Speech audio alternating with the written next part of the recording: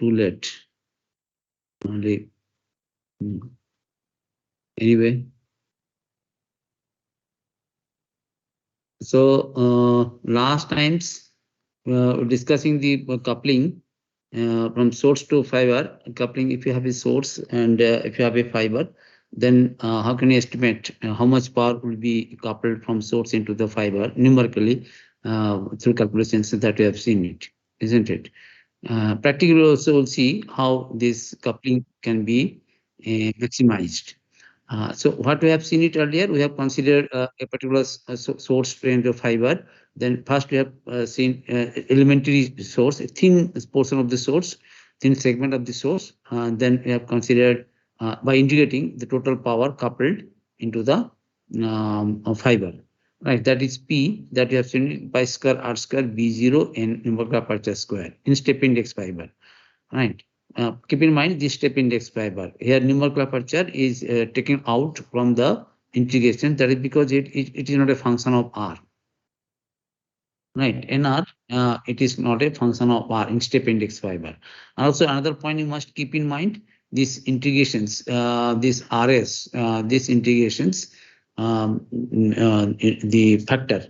This will be sometimes the source radius or it can be the fiber core radius. Whichever is less, that will be the our limit of integration. Say here in this case, RS, that means here it is source radius is less than the fiber core radius. Okay. And also sometimes the problems are giving like these things instead of giving this B0, etc. Sometimes power is mentioned. Let's say power of the source in a hemisphere it is mentioned, power emitted. That is PS, actually it is pi square R square B0. Instead of giving this parameter RS B0, generally this power is PS is given. So if it is this, then also actually PS is actually pi square R square by B0. Last time we have seen it. And so this P actually can be converted into this one, PS into aperture square. This is when the source radius is smaller than the fiber core radius. But if it is greater than, then limit of integration will be A. We have seen this is A. This will be A. This will be A when just reverse when A less than RS. Right. So in that case, you see it here. RM will be A, and in this case, it is A by RS. It's the same way if you do it, you'll get these values. These expressions you'll get it, and of course for GI fiber, this NA that we have taken out from the integrations, that will be a function of R. So if you put this NR square minus NT square, that is NAR square, then you see you will get these expressions. So if substitute the value of NR, you can have this in the integrations and the corresponding expression for power that is coupled into the GI fibers. In this context, I told you also, when you couple power into the fiber, some portion of the power is reflected back. So you have to consider the reflection coefficient R. So if you know the reflection coefficient R through the refractive index differences, then you can have the actual power coupled into the fiber. That will be 1 minus R times P emitted, which is P emitted is this one's emitted power. Anyway, so these things have seen it. Next, you see this is the numerically we have seen it. Now practically, theoretically we have seen it, how much power can be coupled, but practically what are the components are there to couple light from source into the fiber. There are different length schemes there. You can see it here. It can be rounded end fibers. Fiber is rounded. You see it here. Why it is rounded? That because if you see the refraction of light, when say this is a source, this source, light is emitted in this direction, say, then because of this curvature, it will be bent towards the axis, fiber axis. If it is axis, this one. But if it is flat, then it will not bend like these things. It may go in this way. Right. So more photons will be coupled. More light will be energy will be coupled within the fibers. So that is rounded end fiber. Another can be a non-imaging in between source and fiber. There can be a non-imaging sphere. You see, non-imaging, some spherical glass block can be used. So if you have a glass block, then if ray incident like these things, then because of this center of curvature is there, then it will be bent like these things. Here also, it is this one, it will bend like these things, right? Further, it will be bent, like these things. So you can have, if you place a fiber, then you see more light can be coupled into the fiber, right? So using non-imaging sphere. But here it is not actually lens, simply it's a glass block, right, placed between source into the fiber. But sometimes spherical lens, this spherical lens also used. Lensing schemes actually to use to match the source area with the fiber core area, right? Sometimes source area is very small, then a lens is used to magnify the source area so that it will match the fiber core area, right? If it is large, then it can be demagnified to it can adjust the magnification so that it will match the fiber core area. So this is one kind of lens. Spherical lens is here. It can be done through cylindrical lens also. You see cylindrical lens. These lens scheme are used to image the source into the fiber core area so that it can match the fiber core area. Right, the source area can match the fiber core area. Also, it can be like this thing, spherical dome shaped type. Source also, if you see the LEDs, they're always spherical dome shaped. That is because you see more photons will be emitted in the forward directions, in these directions. That's what, if the light emitted in this, it will be in these directions. It will be deflected in these directions because of this curvature. And rounded end also, just to have discussed in the beginning. So again, bending of ray will be there so that more energy can be coupled. So it is called truncated and the truncated sphere and rounded end fiber. This one. Sometimes fiber end is tapered. You see, but tapering is also used to increase the coupling efficiency. Right. The same concept is here. On ACL, it will be like these things. Tapering is there. But you see, sometimes some of these techniques require great alignment problem be there. Let's say last month's rounded fibers.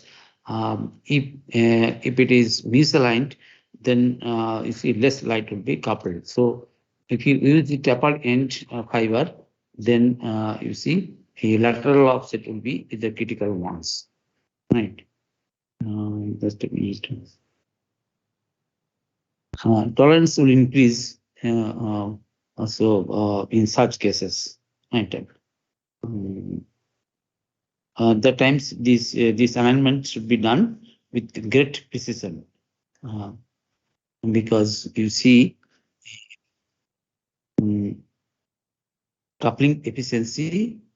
Coupling efficiency will be the function of the spatial alignment.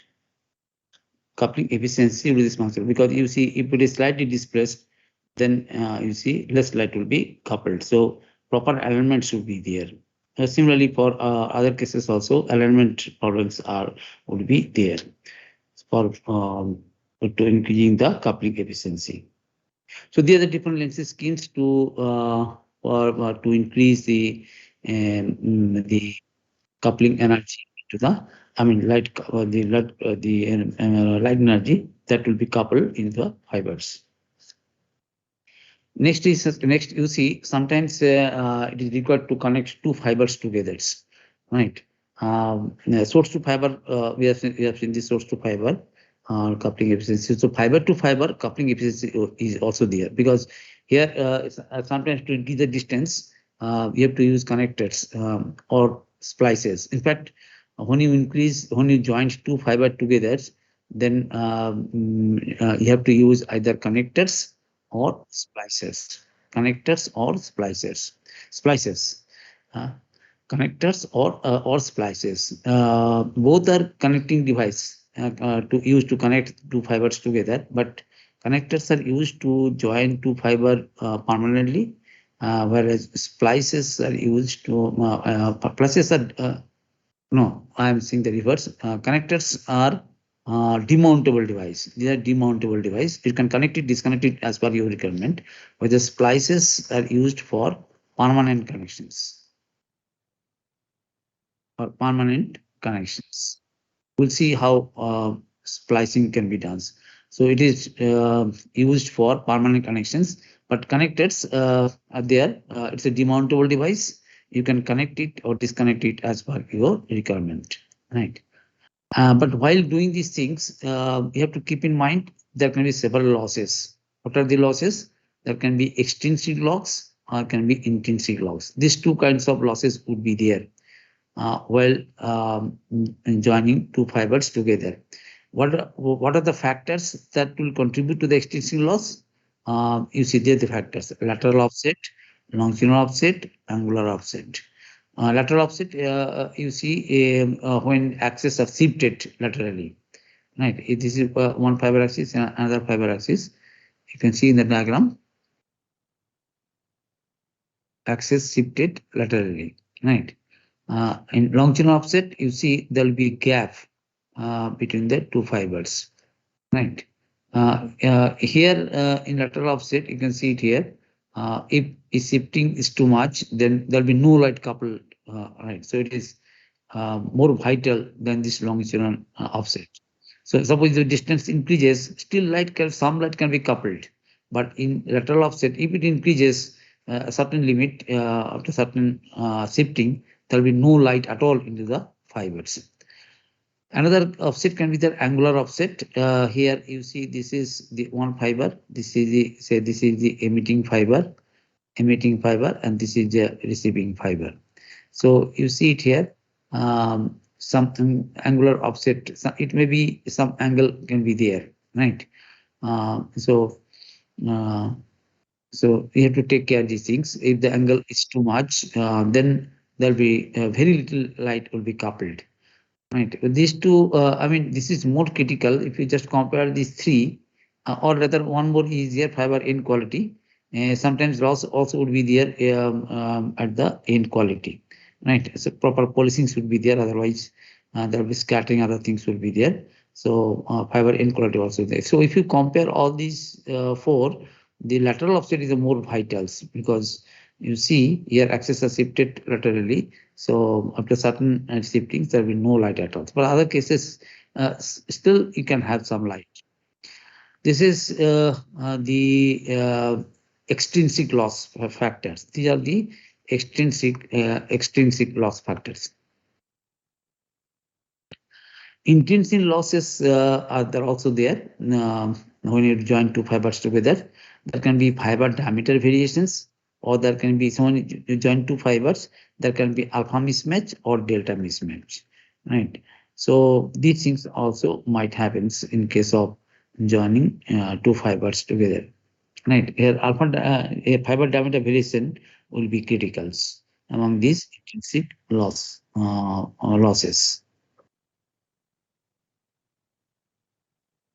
right? Any other things? I think there are several expressions are there for this lateral offset. Probably you have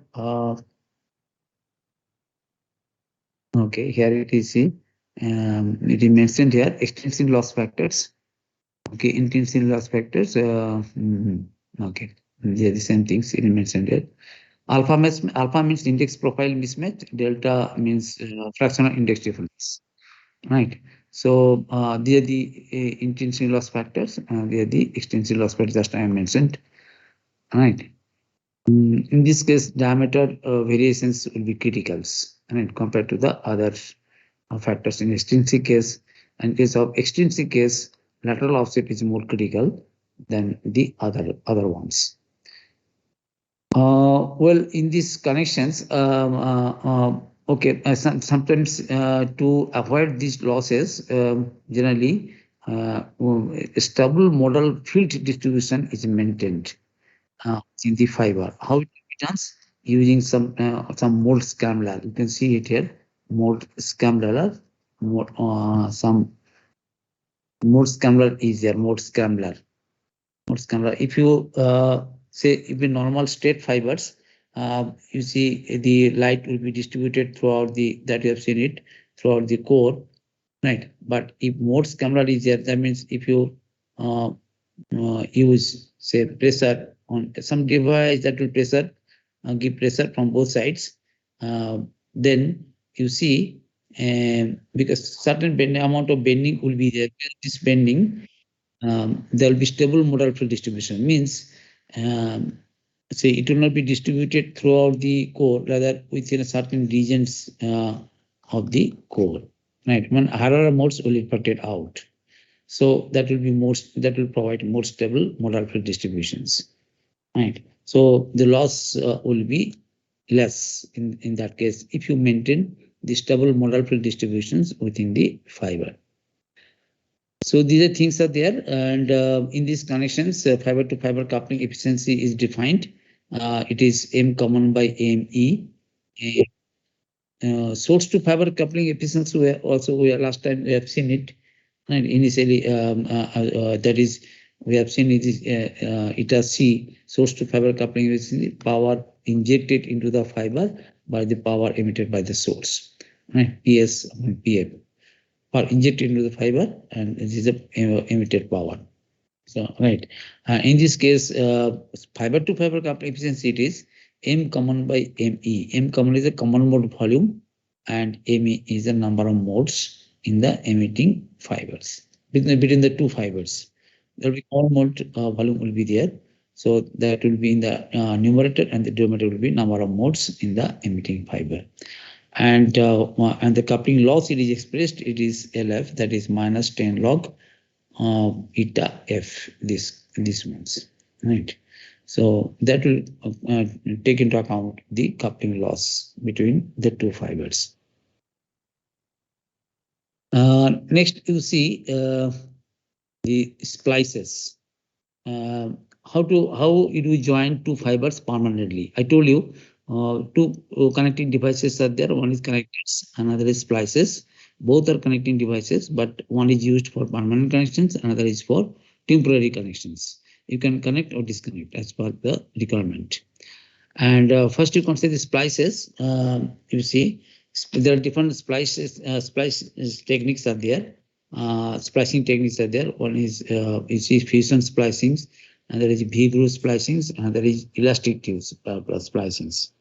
So in case of fusion splicing, you see, actually for all these type of splicing techniques, these extensive loss factors should be optimized. Means angular offset, lateral offset, longitudinal offset, lateral, longitudinal, and angular. This should be minimum initially, right?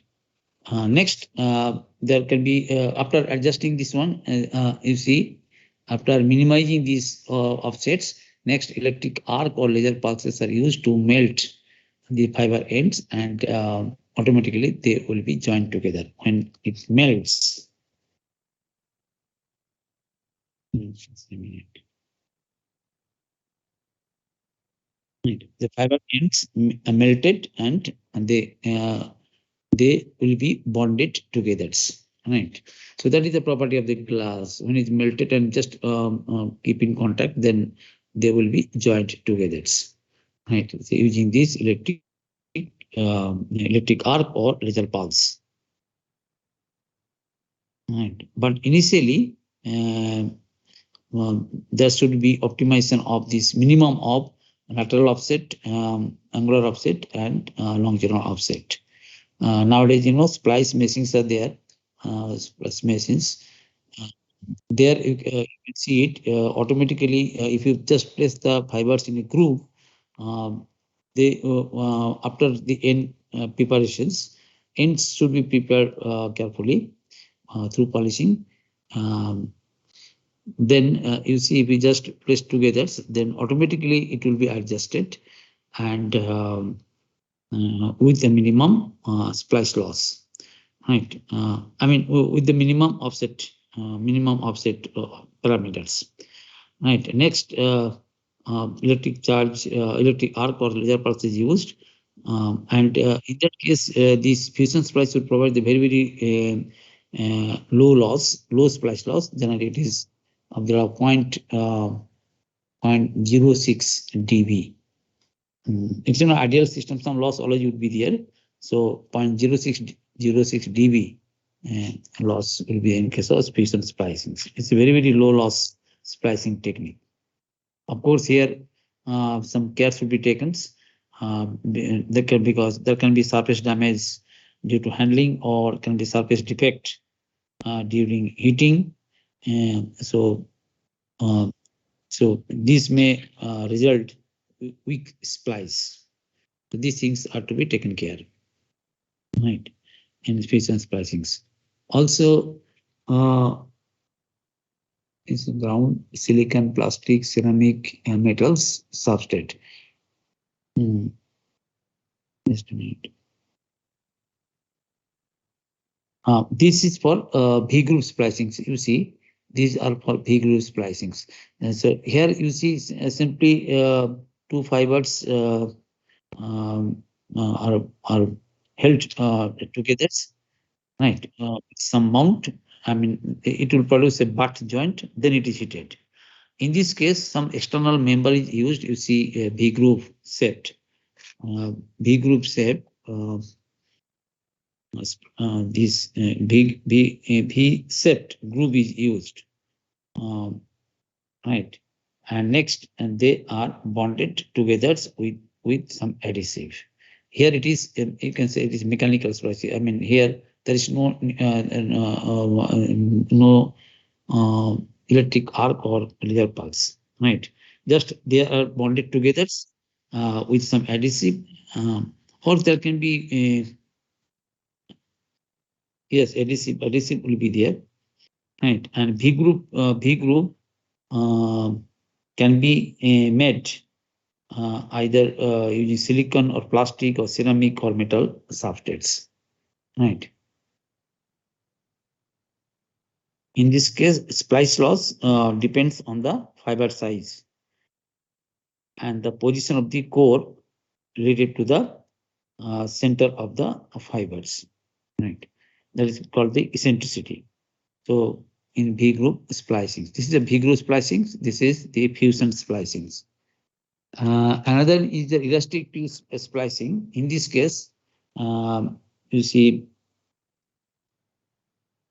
in this case, the advantage is since this is made of the elastic materials, so automatically it will produce, automatically it will adjust the lateral offset, longitudinal offset, and angular offset. I mean, it performs this alignment.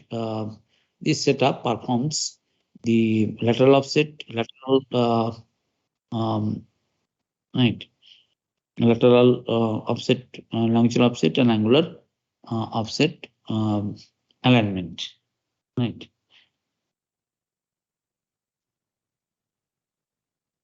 Also here fibers can be of no need of the two fibers. It can be one fiber, one diameter, another fiber can be of no need of equal diameters, two fibers of equal diameters.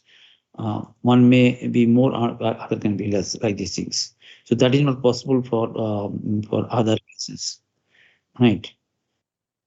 And in this case, central hole, it is slightly smaller than the fiber that is placed, and it is tapered.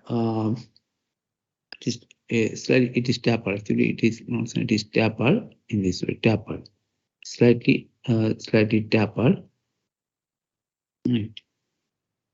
Then that of the fiber that is to be spliced. Central hole is less than the fiber core diameter and is tapered for easy fiber insertions. So as the fiber inserted, you see it expands the hole diameter so that the elastic materials will produce the symmetrical force on the fiber, right?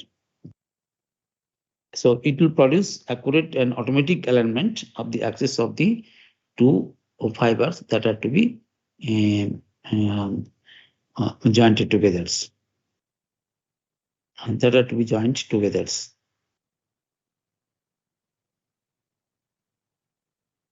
Okay, this is the elastic tube splice. So these are the splicing techniques. In these connections, sometimes it is required. What is the lateral? How can you take into account the lateral offset? So if you, this is for single mode, earlier single mode splicings. So for single mode fibers, lateral offset can be estimated with this minus 10 log of the exponential minus d by w square. It depends on the Gaussian set beams. I told you in single mode fiber, you see a fundamental mode is existing, that is Gaussian distributions. So here we have seen these two W, the beam width, the mode field diameters. The mode field diameter is used.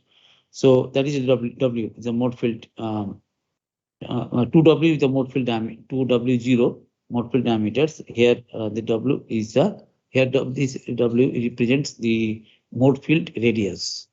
It is mode field radius. So this is the lateral ones. Similarly, you can have the angular as well as longitudinal. Those are generally, I told you, angular offsets and lateral offsets. Of course, you can have the expressions in the books, but those are not so critical compared to this lateral offsets. That's why I'm just showing it lateral offset. Next, you see these are all splicing techniques. Next, you see the connectors. Connectors also can be different types, but when you use the connectors, the requirements should be there for good connector designs. There are requirements for good connector designs. One is these low coupling. There should be low coupling loss. This actually. This will not change. This coupling loss will not change during operations or after connections or on disconnections, after connects or disconnects. So that is the low coupling loss, right? This will not change. It will be low coupling loss when you use the connectors. The connectors should be also interchangeability. That means it must be compatible from, there can be the manufacturers. So compatibility must be there from one manufacturer to another manufacturers. That is interchangeability. Ease of assembly. You see, the technicians should be able to install the connector in the field. Right. I mean, here the connector loss also it should be insensitive to the skill of the technician, right? So ease of assembly, that is the requirement when you use the connectors. Another is low environmental sensitivity.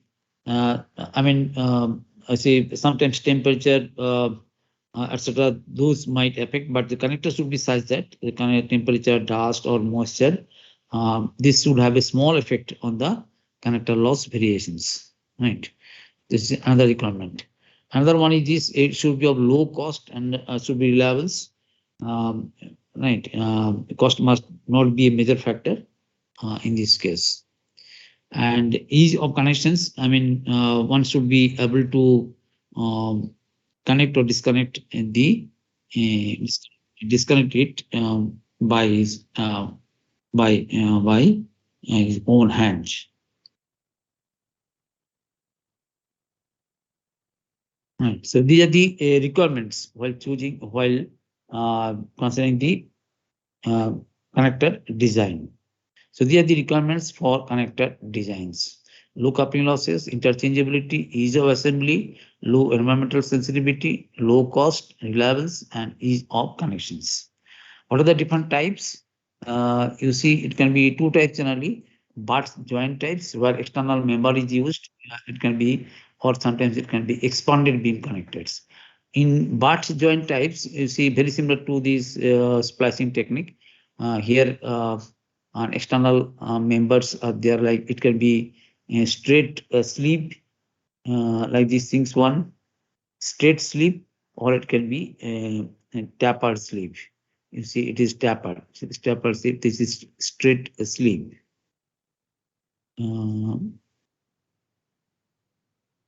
straight sleeve.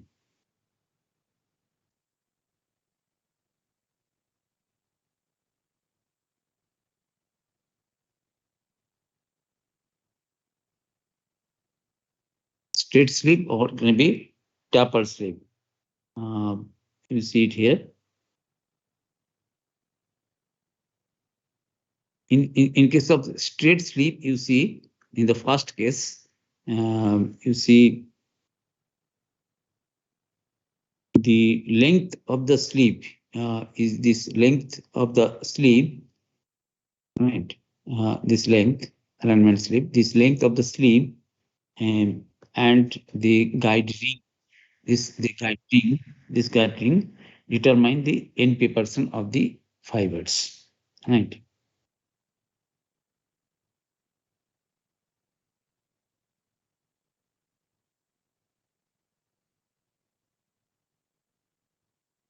And in this case, in case of tapered sleeve, you see here some tapered ferrules are there, right? This is this ferrule. This is the tapered ferrules are there.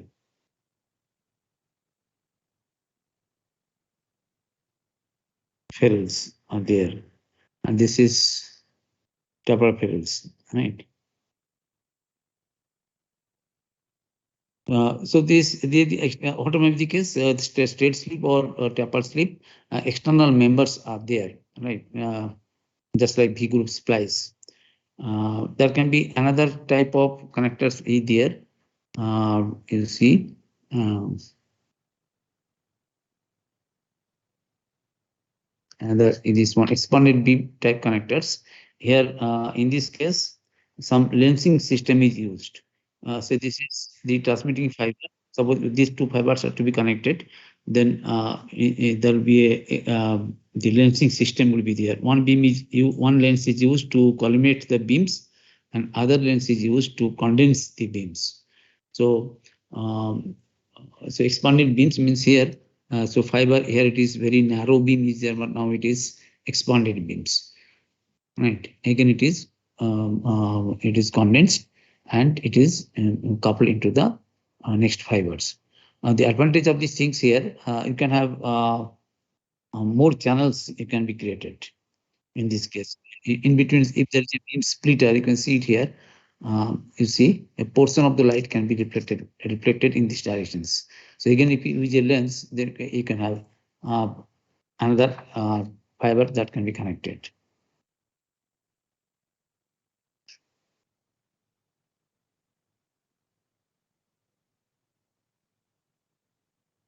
Or can be switch can also be inserted in between this in the expanded beam types.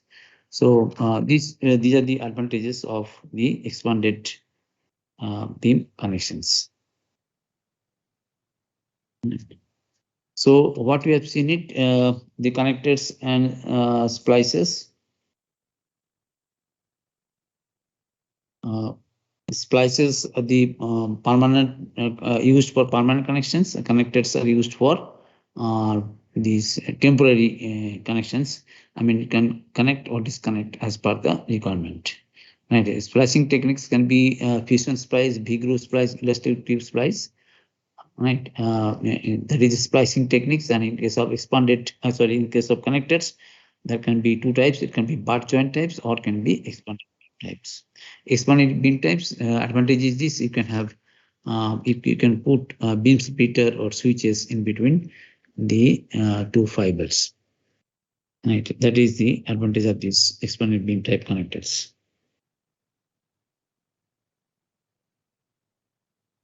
Check any other things are there.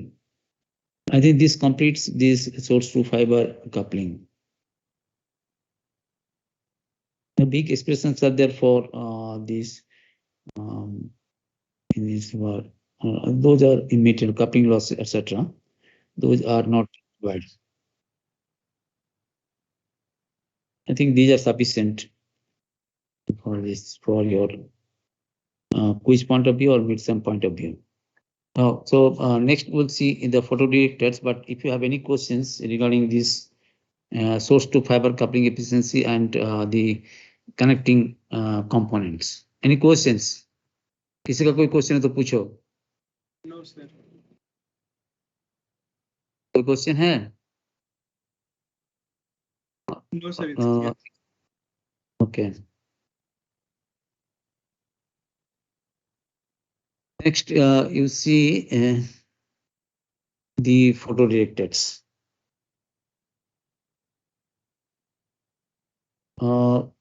So far, we have considered the fibers.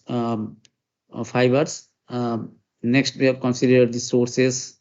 Next, we have considered the coupling components, maybe source to fiber or fiber to fiber, or coupling components, connectors, splices, etc. Now we'll consider the receiver sections.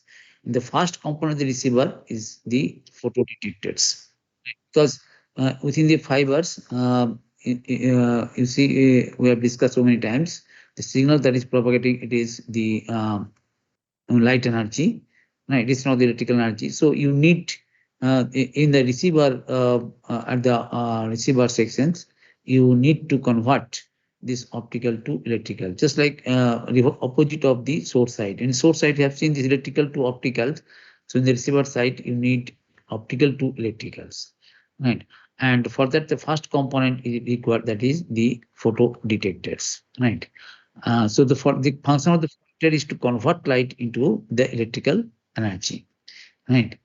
And you see, when you so now so many photo detectors are there. I mean, that can convert light energy to electrical energy, but all these cannot be used for fiber-optic systems. For fiber-optic systems or the fiber-optic communication systems, the detectors, they must have these following requirements. I mean, requirements for photodetectors that can be used for fiber-optic communication systems are these. The detectors, photodetectors, they must have high sensitivity at the emission wavelengths, right? We'll see it. There can be different types of photodetectors, and you see different metals are used, silicon, germanium, etc., or can be 3-5 compound semiconductors. But whatever may be these the photodetector materials or type of photodetectors, you see in the spectral sensitivity, it's most important, right? I mean, in a fibers, a particular wavelength is used, the photodetector should be high sensitivity at that particular operating wavelengths. Next, there will be minimum addition of noise, right? So when you convert optical to electrical, some noise will be added. We'll see that different types of noises are there. It can be quantum noise, can be background noise, etc. So what the photodetector noise? So there will be photodetector noises, and there can be other noises also there. So these noises should be minimum while using it for fabric systems. Otherwise, signal to noise ratio will be degraded, right? The photodetector, they must be of high response. I mean, first they must have fast response speed. Speed is also most important, because fiber optic communication systems, it is you see generally gigabit. It's not the Mbps. It is Gbps. The data rate of the Gbps. So the photodetector should be fast enough to cope with that data rate. So the fast response speed must be there for the photodetector. We'll see some of the photodetectors are there, but they are not. Their speed is not so high. Let's say pilot detectors, they can detect high energy, like high energy sources, but their speed is slow. We'll see it. Next, you see it must be insensitive to temperature variations, right? Suppose the photodetector is placed in one place, another place, right? That should be independent of the temperature. So it must be insensitive to temperature variations. Also, the photodetector that is to be used for fiber systems, it must be comparable to the fiber dimensions. If the fiber is very thin, so you see there are microns that you have seen it. So the photodetector should be also of that size, right? It must be comparable to the fiber dimensions. So these are the requirements for photo detectors that can be used for fiber optic systems, right? Now, what are the photo detectors available? You see, there are the list of photo detectors that are available. You see, it can be photo multipliers, it can be pyrolytic detector, it can be photoconductors, it can be photo transistors, it can be photo. Among these photo detectors, you'll see last three based on semiconductor-based materials, right? Um, and generally, its fabric systems, semiconductor-based photo detectors are preferable because of their small size and other factors. Small size is most important. Are a small size and fast response speed, right? The most important things for the choosing uh, the semiconductor-based photo detectors, right? So you see what is photo multiplier? If you see the photo multiplier, it's a very big device, but it is the advantage is it can provide internal gains, internal gain, because there will be very weak light it can detect. Right. So it seems it is very suitable for fiber. Fiber is very thin, size is very thin, so very small amount of light will be there in the output side. So photomultiplier in that sense, it is highly desirable, but size is very large. Right. It's a very big device because, and also it is operate under high voltage. Actually, there will be several anodes, and one cathode will be there. When the light falls on these things, secondary electrons will be emitted, and next there will be a series of anodes will be there before being connected. And these anodes, these are high potentials, very high voltage potentials, several kilovolt. So because of these several anodes are there, it can provide high internal gains, but because of the large size, large dimensions, it is not used for fiber systems, photomultipliers. Next one is the pyrolytic detector. Here, it's an indirect process for detection of light. Here, you can see actually first photon energy. When photons, light energy falls on the device, it produces heat energy. It converts the photon energy to heat energy. That will change the dielectric parameters, dielectric constants. And when dielectric constant change is dielectric parameters will change, so that change can be measured through the capacitance variation. If dielectric constant change, the capacitance will vary. So by measuring the capacity property, I mean capacitance, you can estimate the light energy falling on the device. It's a very good device for detection of high energy sources, but high energy is particularly for laser sources. It is very useful pyrolytic detector, but it's not suitable for fire peak system. That is because it's a slow device, because energy conversion takes place in this case. So that will produce a slow process. Also need some cooling systems since heat is created, so cooling system is required. But of course, advantage is it can have a wide spectral regions. I mean, it can spectral sensitivity cover a wide range, but it is not suitable for fire peak systems. Next, other three, these are based on semiconductor-based materials. One is photoconductors. Here, a slab of semiconductor is here. It's a bulk device. Among these three, the first one is the bulk device. It's not a junction device, but phototransistor, photodiode. You know, this transistor diode means junction devices. So in this case, a slab of semiconductor is here. When light falls on the this device, then conductivity will change. So from that, you can estimate the light energy. But it is also, though it is based on semiconductor, but it is a slow one. Response speed is not so high, right? Um, other two are widely used, phototransistor and photodiodes. These two are widely used for fiber systems. But again, compared to phototransistor, photodiodes are widely used because phototransistors, you see, a complex fabrication complexity is there because here more than one junction is there, but here only single junction is there, PN junctions. But here NPNs, more junctions are involved. Of course, Here also it is not so simple. Some heterojunction devices are also there, like sources we have seen heterojunction structures. Heterojunction geometry is here. So considering all these things, the photodiodes are widely preferable for because of its small size, high response speed, right, and suitable materials are there. So that's why photodiodes are widely. We focus on these photodiodes for 5G systems. Generally, two types of photodiodes are there: pin photodiode and avalanche photodiode.